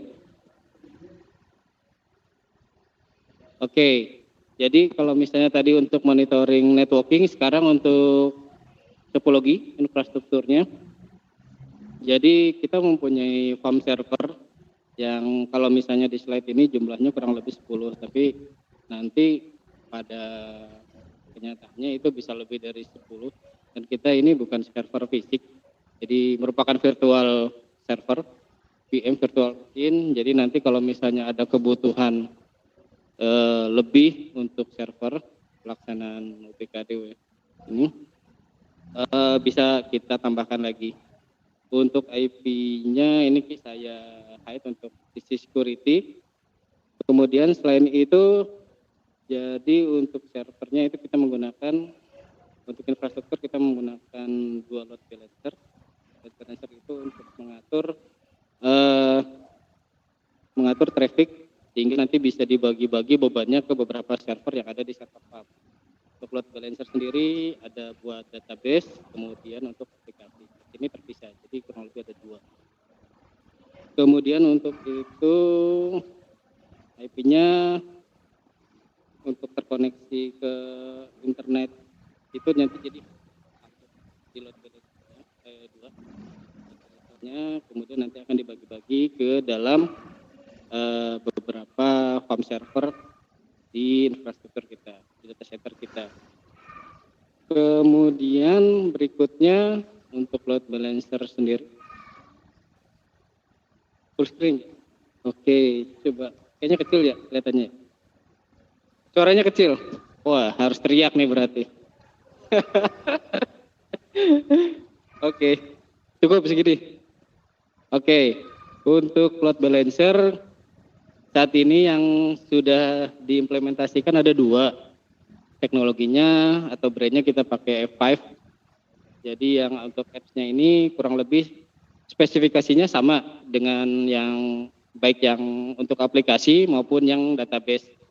Prosesornya 8, memorinya 16, harddisknya 80. Nanti kalau misalnya ada kebutuhan untuk misalnya nanti bebannya cukup tinggi, setelah kita analisa ada kekurangan di resourcesnya, kita masih available untuk ditingkatkan untuk spesifikasi. Jadi secara umum untuk membagi traffic atau beban dari klien ke server pusat, itu kita punya 2 load balancer untuk membagi trafficnya. Ada 2 load balancer, yang pertama untuk aplikasi, yang kedua untuk database. Nah, ini untuk spesifikasi app server. Nah, ini di screen itu baru yang ditampilkan 12. Tapi pada ini hanya sebagai gambaran aja sih. Nanti kalau misalnya ada kebutuhan kita tambahkan lagi. Untuk spesifikasi server di aplikasi itu masing-masing prosesornya 16, memorinya 96, untuk storage-nya itu di 600. Jadi nanti tergantung dari teman-teman Post Manager, kalau misalnya ada kebutuhan lain bisa kita tambahkan. Jadi ini membuktikan bahwa kita full support untuk TOT ini, dan untuk nanti pelaksanaannya maupun nanti untuk simulasinya bahwa kita full support. Beberapa server, beberapa VM kita sediakan untuk pelaksanaan ini. Kemudian untuk database-nya saat ini baru 5 server, 5 VM. Nah, kita belum tahu nih nanti kebutuhannya seperti apa, nanti lebihnya seperti apa. Tetapi yang sudah kita siapkan itu untuk speknya itu bervariasi. Ada yang mulai prosesornya 16, RAM-nya itu dari 250, 96, sampai yang paling terkecil itu di 48. Kemudian untuk storage-nya juga bervariatif.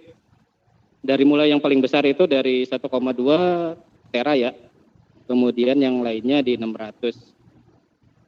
Nah, untuk load balancer sendiri, selain tadi ada monitoring di sisi networking, dari sisi bandwidth-nya, kita juga monitoring untuk layanan load balancer-nya secara real time. Jadi nanti bisa diketahui jika ada akan ada notifikasi jika nanti ada traffic yang tinggi atau utilisasi resources yang tinggi, nanti akan ada notifikasi ke kami sehingga kita bisa prevent untuk jika ada nanti yang load-nya terlalu tinggi atau terlalu besar. Kemudian monitoring lainnya itu di sisi monitoring server juga ada. Nanti setiap VM nanti akan kita monitoring juga sama seperti load balancer tadi. Jika ada nanti jika ada nanti beban yang tinggi gitu, nanti akan ada notifikasi ke kami bahwa ada resources yang perlu ditambahkan lagi. Secara umum yang digunakan untuk server ini base-nya Microsoft Windows Server 2012 R2. Arsitekturnya 64 bit. Mungkin itu aja dari kami. Jadi kurang lebih kita full support untuk pelaksanaan tes ini. Jadi nanti silakan diuji cobakan lagi. Mungkin itu dari kami, dari Pusdatin Kemendikbud untuk supportnya di infrastruktur maupun di server, bandwidth, dan load balancer-nya. Terima kasih, saya kembalikan ke MC. Terima kasih.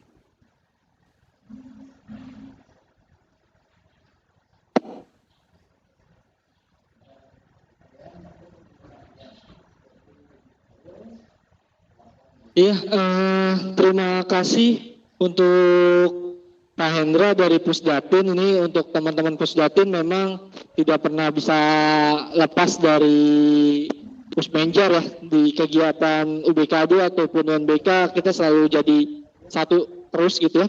Jadi di mana-mana ada Pusmenjar, di situ pasti ada Pusdatin, seperti itu. Iya, terima kasih. Kita lanjut aja ke acara berikutnya, yaitu tentang eksperimen pemakaian bandwidth internet pada tes UBKD dan juga topologi dari server pusat yang akan disampaikan oleh Bapak Alfa Ujianto dari Pusmenjar. Ya, Untuk Bapak Alfa Ujuanto, waktu dan tempat kami persilahkan.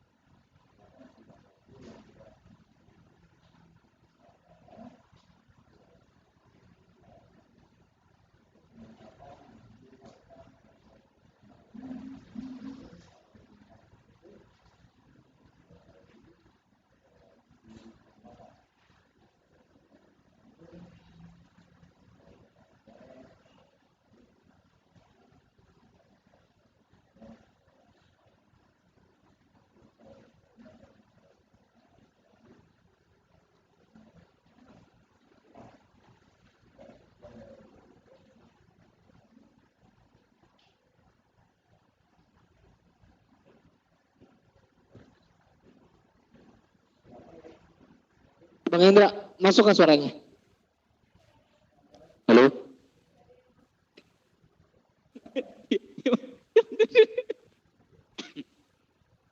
Udah nih.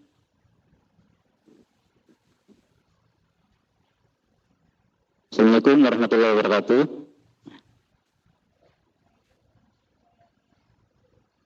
Alhamdulillahirrahmanirrahim. Bapak dan Ibu, saya akan membagikan informasi mengenai simulasi pengukuran data untuk tes online UBKD. Metode yang digunakan adalah metode jaringannya, itu menggunakan fixed line, terus satelit,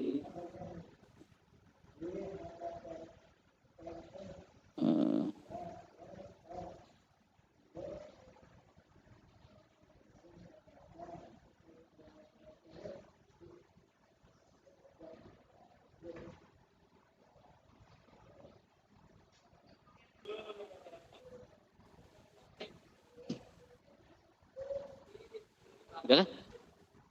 Oh, kenapa ada begini?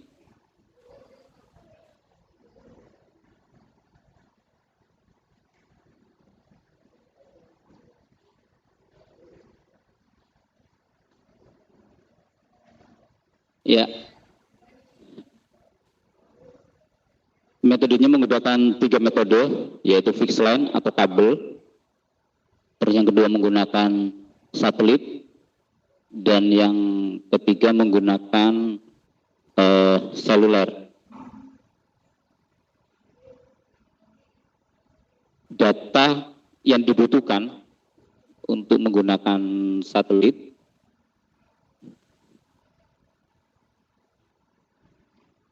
ini dengan 4 user. Di user pertama itu download 11,89 megabyte, terus uploadnya 1,20 megabyte, jadi totalnya 13,09 megabyte dengan rentan waktu 21 menit dengan jumlah soal. Sesi pertama 25 soal, sesi kedua 17 soal.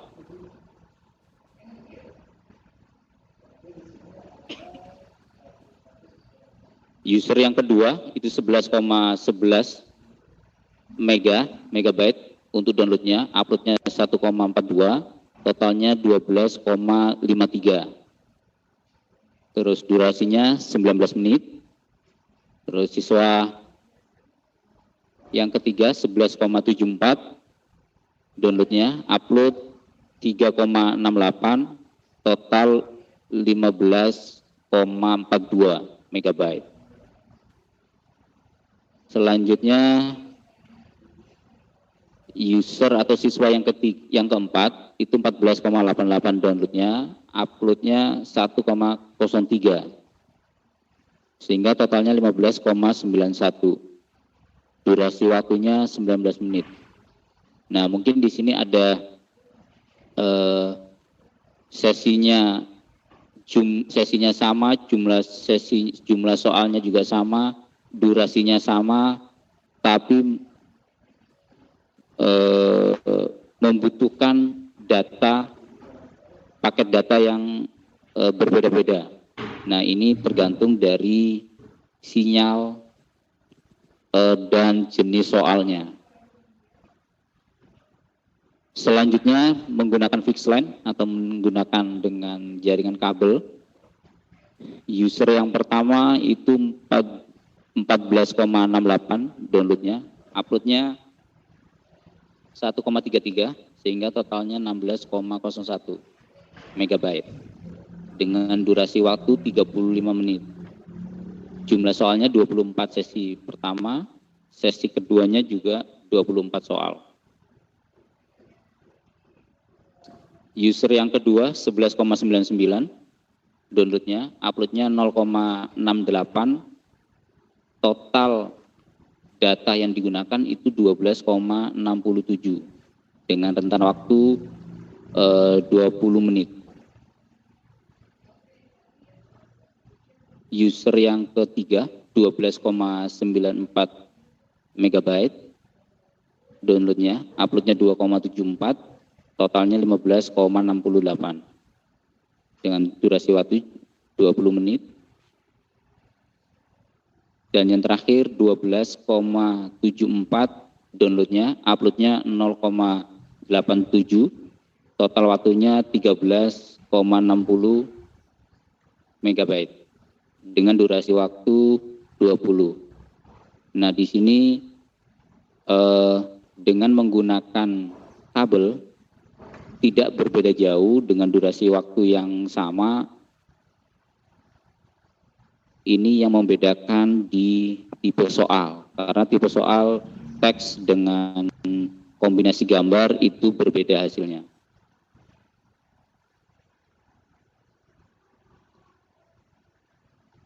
Selanjutnya menggunakan seluler atau menggunakan GSM. Ada 2 GSM yang kita gunakan. Yang pertama masing-masing GSM dengan 5 user. Dengan 5 user pertama downloadnya itu 22,52 megabyte, yang uploadnya 3,46, totalnya data yang digunakan, yang dibutuhkan 25,98 dengan durasi waktu 37 menit. Jumlah soalnya sesi pertama 20, sesi kedua 13. User yang kedua, downloadnya 7,11, uploadnya 0,72, totalnya 7,83, waktunya 35 menit. Ini ada 3 user yang kita kasih tanda bintang, nanti ada korelasi dengan hasil yang di belakang. Nah, selanjutnya ada user yang ketiga, itu 12,56 downloadnya, uploadnya 8,26, total data yang dibutuhkan 20,82 dengan waktu 37 menit. Terus download untuk user yang keempat, download itu 5,66, uploadnya 5,33, totalnya 10,99 megabyte. Selanjutnya user yang kelima 7,36 downloadnya, uploadnya 0,62, data yang digunakan itu 7,98 megabyte dengan durasi waktu 35 menit. Nah, dari user-user ini juga berbeda-beda dengan rentan waktu, namun tipe soal yang berbeda. Selanjutnya, seluler yang kedua dengan jumlah soal dan sesi yang sama, hanya waktunya saja yang berbeda, juga dengan 5 user. User yang pertama 16,19, downloadnya, uploadnya 12,10, sehingga totalnya 28,29, dengan butuh waktu 53 menit. Yang kedua 25,65 untuk downloadnya, uploadnya 7,68, total data yang digunakan 33,33 megabyte. User yang ketiga itu 27,14, downloadnya, uploadnya 11,89, total data yang dibutuhkan 39,03. User yang keempat, download 19,45, uploadnya 3,44 dengan durasi waktu 22,89. Total data yang dibutuhkan 22,89 dengan durasi waktu 52 menit. Dan yang terakhir 13,17 untuk download, 10,17 untuk upload, sehingga total yang dibutuhkan 23,34 megabyte dengan durasi waktu 55 menit.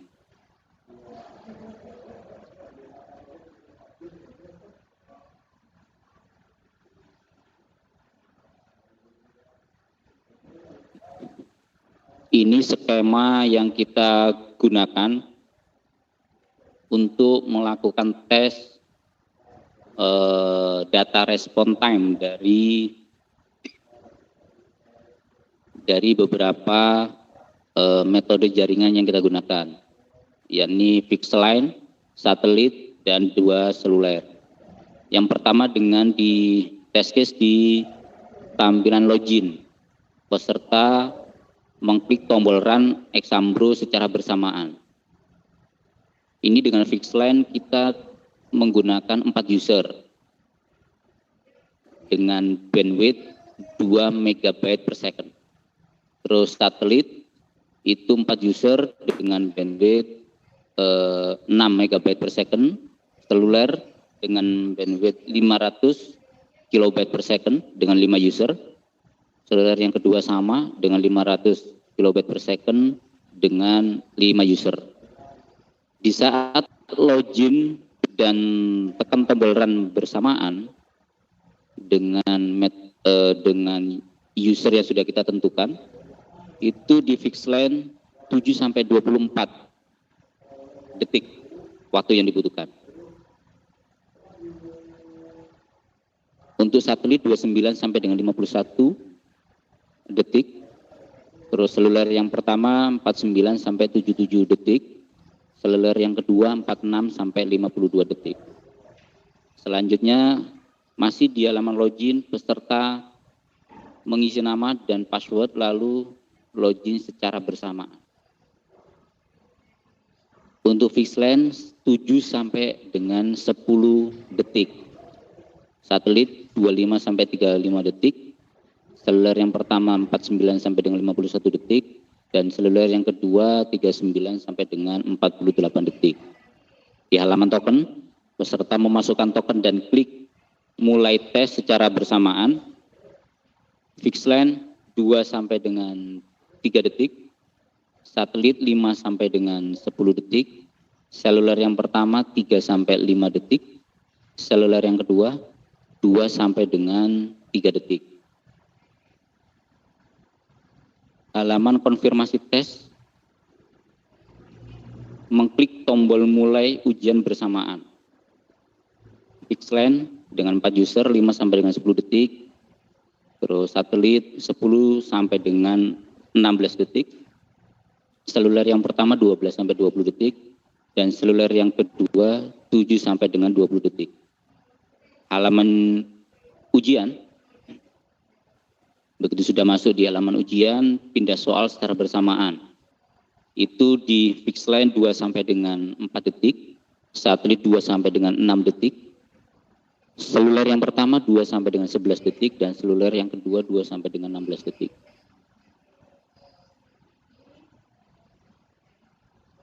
Peserta mengklik tombol selesai secara bersamaan. 2 sampai dengan 5 detik untuk fixed-line. Di satelit, nah di saat di satelit kita mencoba, kita tidak menemukan timing yang pas untuk untuk hasilnya karena ada kendala teknis. Begitu juga dengan seluler yang pertama. Namun di seluler yang kedua 2 sampai dengan 5 detik. Nah, di halaman yang terakhir itu tombol selesai secara bersamaan dan keluar skor. Untuk di fixed-line kebetulan ada kendala sehingga tidak tampil. Nah, di satelit itu 24 sampai dengan 35 detik. Seluler yang pertama 26 sampai dengan 29 detik. Namun di seluler kedua karena kendala teknis sehingga tidak bisa bersamaan.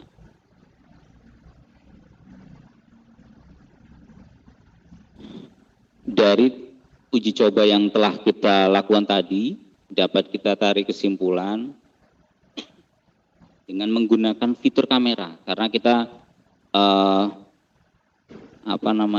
ada fitur kamera webcamnya itu membutuhkan kuota data untuk satu user berkisar 12 sampai dengan 12,53 MB sampai dengan 39,03 MB. Jadi tadi yang dijelaskan oleh Pak Daru bahwasanya satu user itu membutuhkan kurang lebih 12 MB.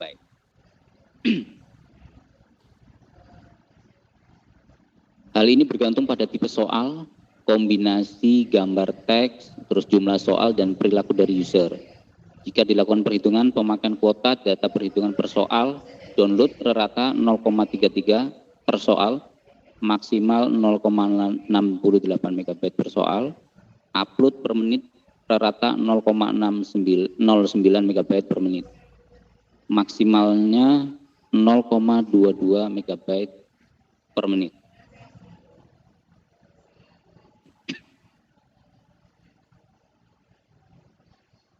Di data trafficnya, data traffic kita mencoba dengan 3 metode. Yang pertama dengan 1 user, yang kedua 4 user, dan yang ketiga dengan 5 user. Dengan interval waktu yang sama, 15 sampai 20 menit. Itu download untuk 1 user 0,01 MB per second sampai dengan 1,56 MB per second. Untuk uploadnya 0,01 MB per second sampai dengan 0,45 MB per second. Dengan 4 user, download 0,28 MB per second sampai dengan 2,05 MB per second. Uploadnya 0,08 MB per second. Dan upload uploadnya 0,08 megabit per second sampai dengan 0,73 megabit per second. Dengan 5 user, downloadnya 0,18 megabit per second sampai dengan 1,88 megabit per second. Terus uploadnya 0,02 megabit per second sampai dengan 0,45 megabit per second. Data respon user dengan 4 user dengan fixed line itu 20 detik run aplikasi perpindahan soal bersamaan juga 4 detik. Jadi dengan fixed line 20 detik run aplikasi terus berpindah-pindah soal 4 detik. Dengan satelit 51 detik run aplikasi terus perpindahan soal bersamaan 6 detik. Seluler 77 detik run aplikasi perpindahan soal bersamaan kurang lebih 16 detik. Respon dari menggunakan 4 user. Ini contoh simulasi perhitungannya. Dengan jumlah peserta 15 siswa, jumlah total soal 50 soal, durasi ujian 120 menit. Itu minimum bandwidth yang dibutuhkan dengan dengan excellent, itu download 1,56 megabit per second per user kali 15 siswa sama dengan 23,4 megabit per second.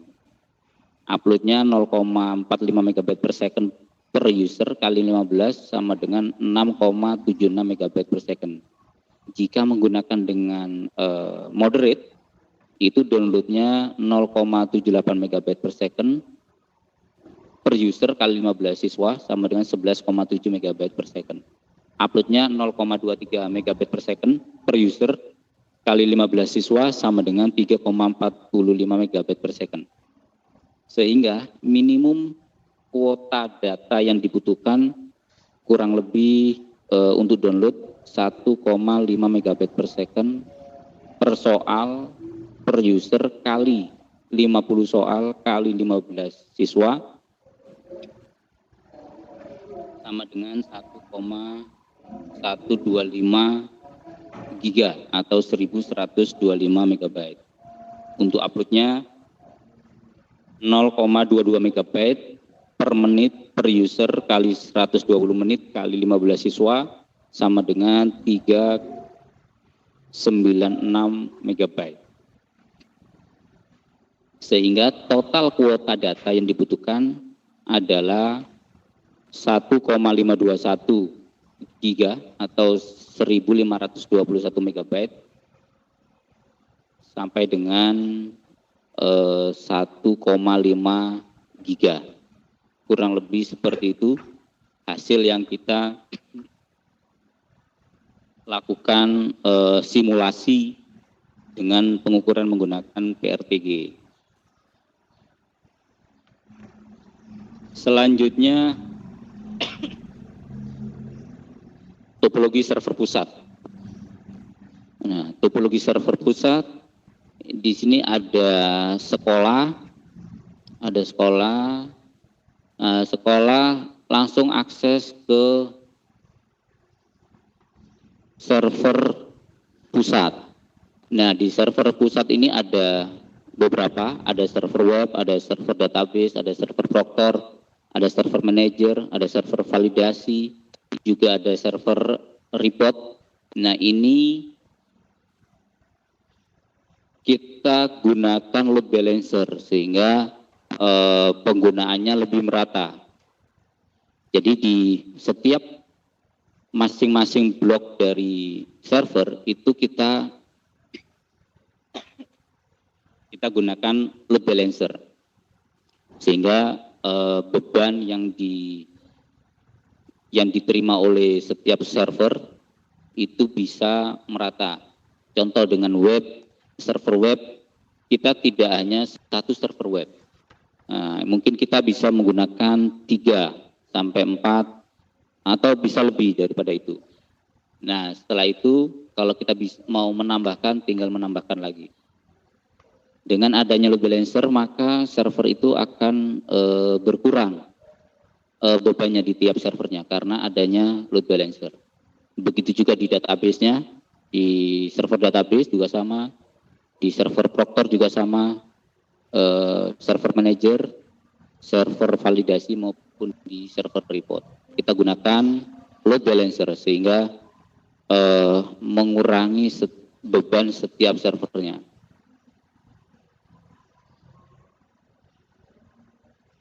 Hanya itu yang kita dapat sampaikan. Terima kasih. Assalamualaikum warahmatullahi wabarakatuh. Waalaikumsalam warahmatullahi wabarakatuh. Ya, terima kasih Bapak Alfaujianto. Berhubung kita sudah pukul 11.15 ya Bapak Ibu ya, jadi kita break dulu.